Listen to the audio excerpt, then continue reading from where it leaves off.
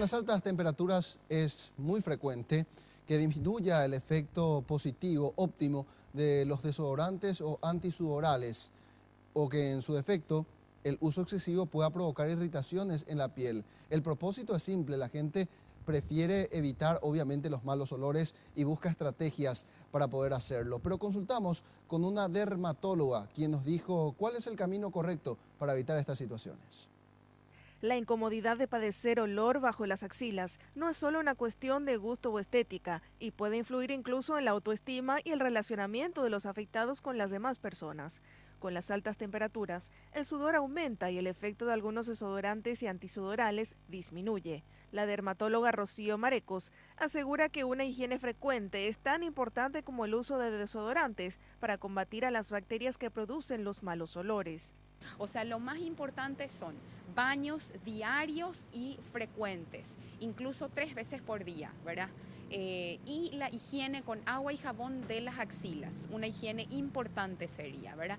Se pueden utilizar en el caso de olor bajo el brazo, jabones que son antibacterianos que se venden en los supermercados. Para casos extremos, también recomienda el rasurado, incluso en hombres, y el uso de productos más potentes. Entonces, en estos casos es importante el rasurado, porque a nivel de los pelos de las axilas viven las bacterias que predisponen al mal olor a nivel de las axilas, ¿verdad?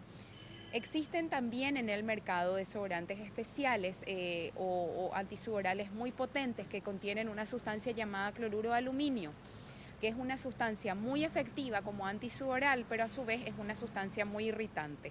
Entonces se recomienda usar en poca cantidad y evitar su utilización justito después del rasurado, ¿verdad?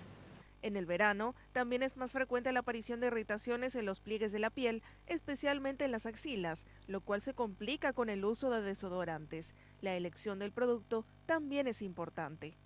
Generalmente los que son en aerosol son los más irritantes, ¿sí? Los que vienen en su fórmula a bolilla o que vienen en su fórmula a nivel pasta son menos irritantes, ¿verdad? Generalmente una vez que uno se rasura las axilas, la piel se encuentra más sensible porque se encuentra como golpeada por ese proceso, ¿verdad? Entonces, en esos casos, luego del rasurado se recomienda más bien usar un desodorante a bolilla o en pasta para evitar irritaciones, ¿verdad?